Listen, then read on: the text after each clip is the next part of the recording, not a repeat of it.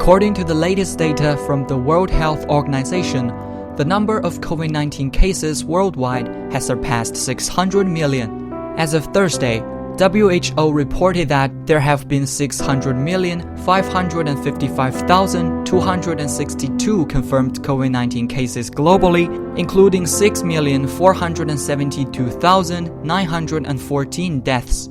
Though the weekly numbers of new COVID-19 cases and deaths have continued to decline, WHO Director General Dr. Tedros Adhanom Ghebreyesus said last week that the world has passed the tragic milestone of 1 million reported deaths so far this year. We cannot say we're learning to live with COVID-19 when 1 million people have died with COVID-19 this year alone. When we are at 2.5 years into the pandemic and have all the tools necessary to prevent these deaths. Once again, we ask all governments to strengthen their efforts to vaccinate all health workers, older people, and others at the highest risk on the way to 70% vaccine coverage for the whole population.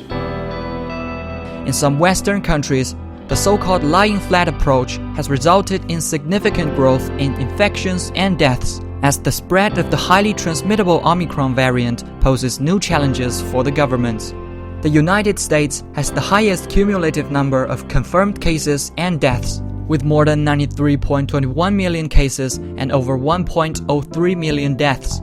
Together, these account for nearly 15% of the global total. However, a most recent NBC News poll found just 1% of US voters citing the coronavirus as the top issue facing the country. While no longer dominating politics or most people's behavior anymore, COVID-19 numbers are far from inconsequential.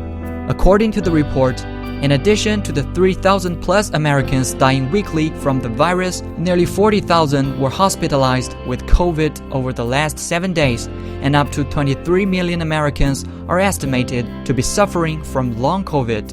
Long COVID is the term commonly used to describe symptoms stemming from COVID-19 long after a person no longer tests positive.